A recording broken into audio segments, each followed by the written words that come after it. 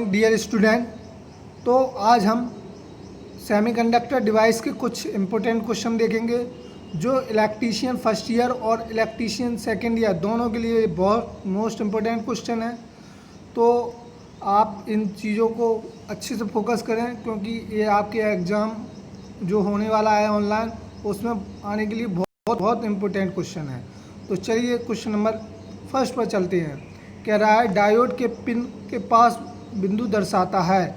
तो डायोड के पिन के पास का बिंदु कैथोड दर्शाता है। देखिए कैसे, अगर मान लो आपका ये एक डायोड है, ठीक है, ये पॉजिटिव होता है, ये नेगेटिव होता है। बेसिकली अगर डायोड देखा जाए तो इस तरह होता है जब इलेक्ट्रॉनिक्स वे में देखा जाए। तो वाला क्या होता है, नेगेटिव सिरा होता है, ये सिल्वर कलर का नेगेटिव सिरा होता है, ठीक है, जैसे कि आपको दिखाई दे रहा होगा। तो ये नेगेटिव है, ये आपका एनोड होता है यानी पॉजिटिव, और ये कैथोड होता है यानी नेगेटिव। डायोड बेसिकली करता क्या है, डायोड बेसिकली एसी को डीसी में कन्वर्ट करता है, एसी को एसी टू डीसी में कन्वर्ट करता है। यह कैसा होता है, यूनी डायरेक्शनल डिवाइस है। कैसी है, यूनी डायरेक्शनल डिवाइस है, ठीक है। इसमें का जो करंट है वो एक ही दिशा में बहती है। कैसे, तो अगर हम डायोड को प्लस सिरे का बैटरी से प्लस सिरे से जोड़ते हैं और डायोड के नेगेटिव सिरे को बैटरी के नेगेटिव सिरे से जोड़ते हैं तो ये वाइसिंग कहलाती है, फॉरवर्ड वाइसिंग।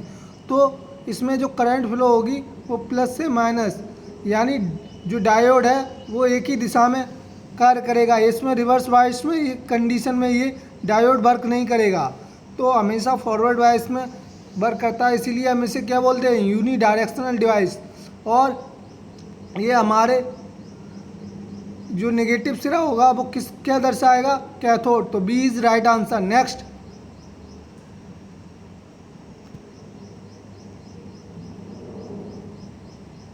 एक चीज़ और बता दें, ये डिफरेंट डायोड दर्शाए गए हैं।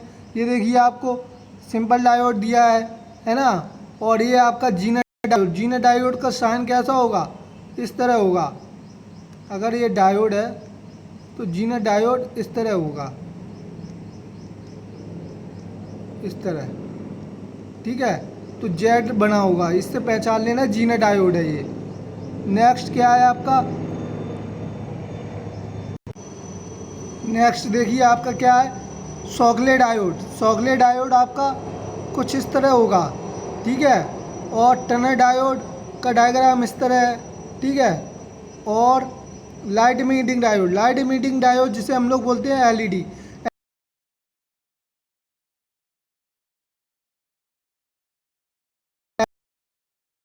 एलईडी सप्लाई दे दी तो ये क्या उत्सर्जित करता है, प्रकाश।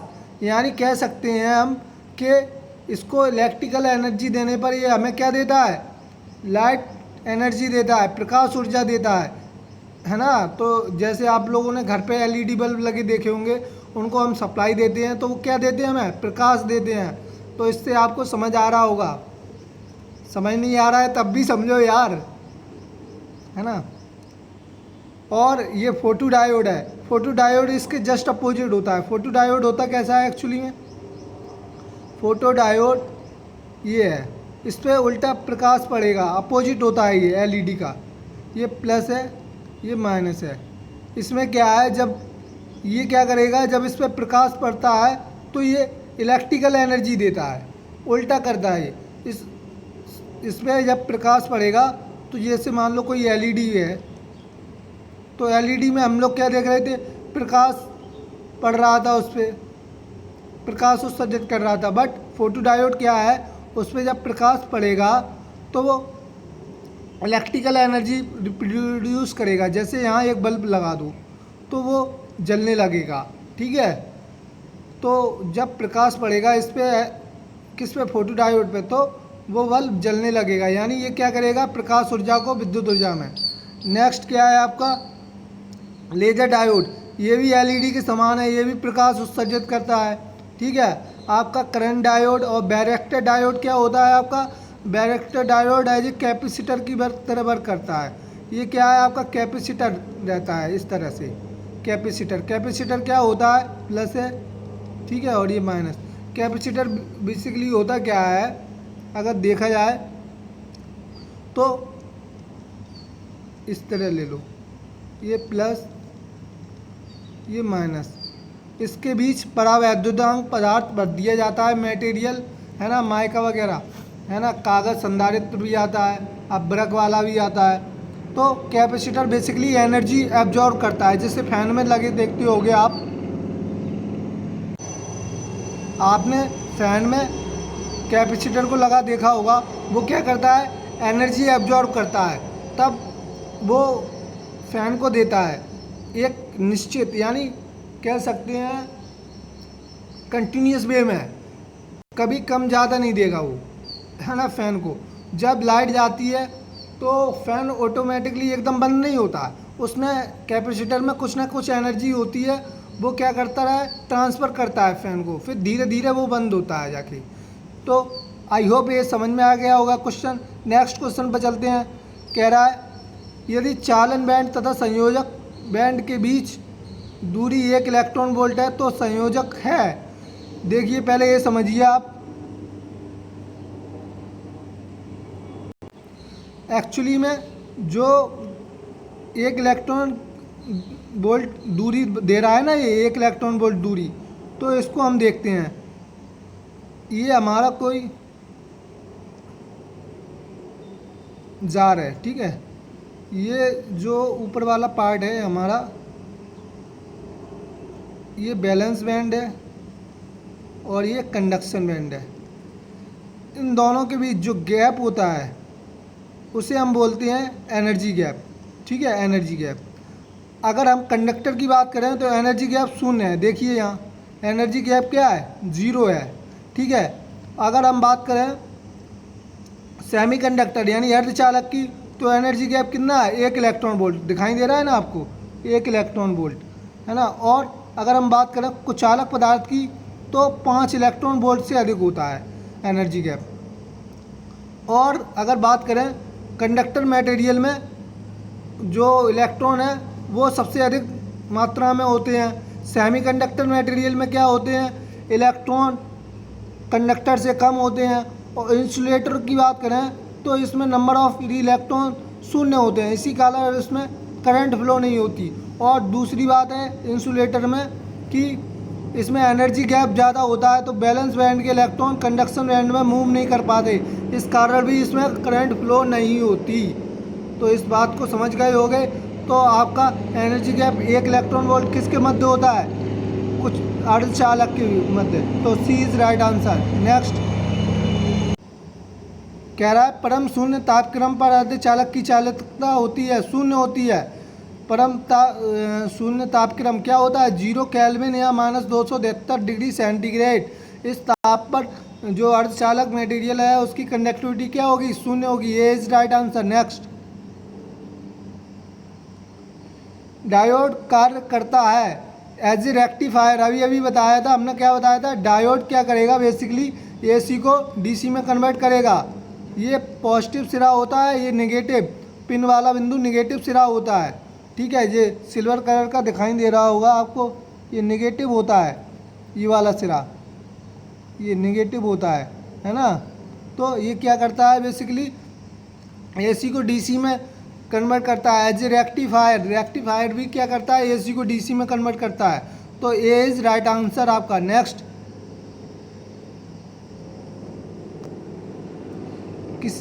किसी अर्धचालक की चालकता पूछ रहा है। तो अर्धचालक की चालकता क्या होती है?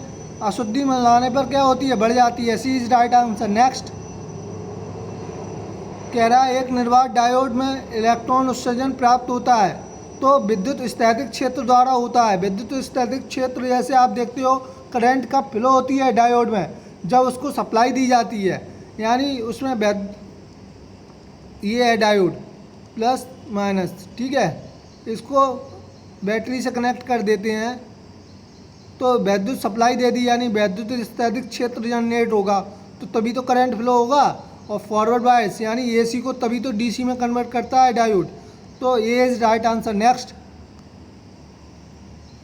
कह रहा है जर्मेनियम डायोड में फॉरवर्ड वोल्टेजता कितनी होती है। जर्मेनियम की बात करें हम तो 0.3 होती है, और सिलिकॉन की बात करें तो 0.7 वोल्ट। ये दोनों बेसिकली सेमीकंडक्टर डिवाइस हैं। सेमीकंडक्टर मटेरियल वे मटेरियल होते हैं जिनमें number of free electron conductor यानी चालक पदार्थ से कम होते हैं, ठीक है।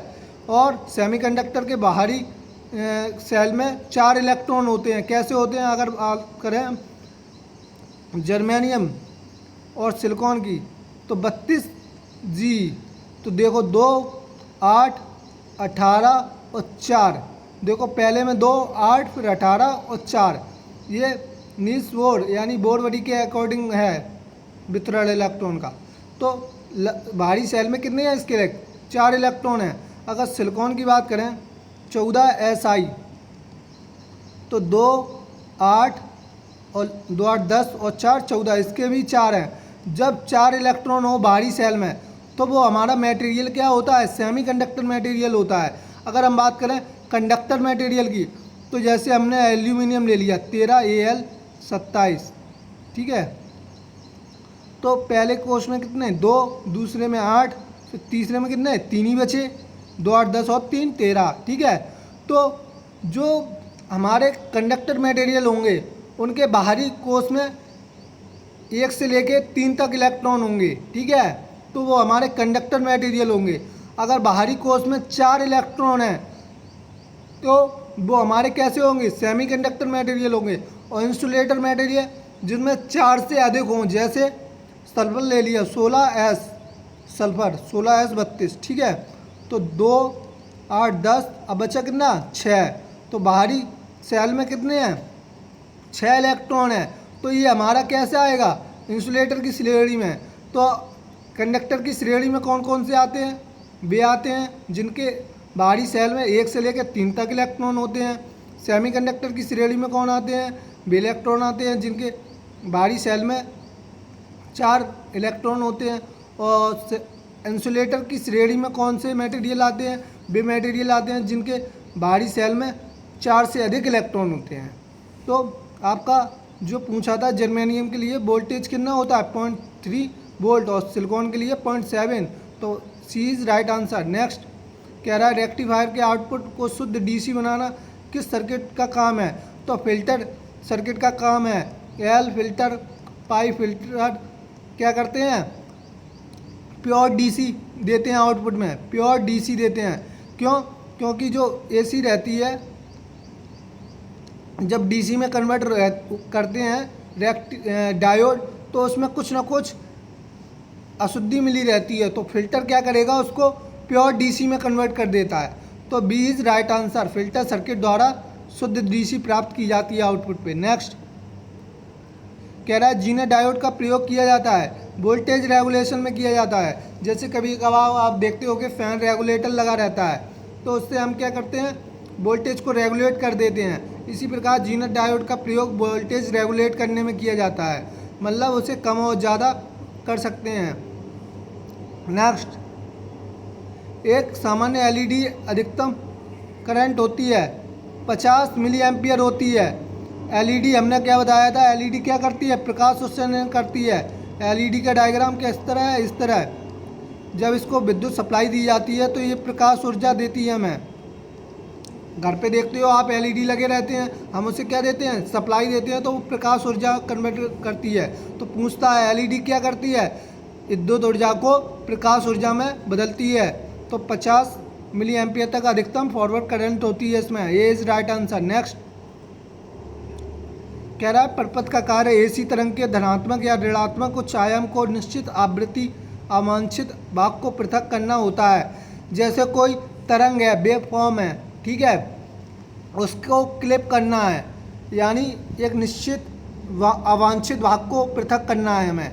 कह रहा है निश्चित अवांछित भाग को क्या करना है, पृथक करना है। तो हमें क्लिपर सर्किट और लिमिटर का दोनों का यूज करना पड़ेगा। क्लिप क्या करेगा, उस आवृत्ति को कट करेगा, और लिमिटर क्या होगा, एक निश्चित आवृत्ति को ही कट करेगा। तो वो निश्चित पूछ रहा है निश्चित अवांछित भाग को पृथक करना। निश्चित को कौन करेगा, लिमिटर, और क्लिपर कट करेगा। ठीक है, तो ये दोनों से सही है, ए और सी, तो D is right answer. Next, इनमें से किसके प्रयोग से अर्धचालक पदार्थ में चालक के गुण उत्पन्न होते हैं? तो ये सभी अशुद्धि से भी होते हैं। ठीक है आपके, और विकिरण, ताप और प्रकाश, तो डी इज राइट आंसर ये सभी। नेक्स्ट, तो आई होप आपको ये वीडियो समझ में आ गया होगा। तो लाइक, सब्सक्राइब और शेयर करना ना भूलें। धन्यवाद।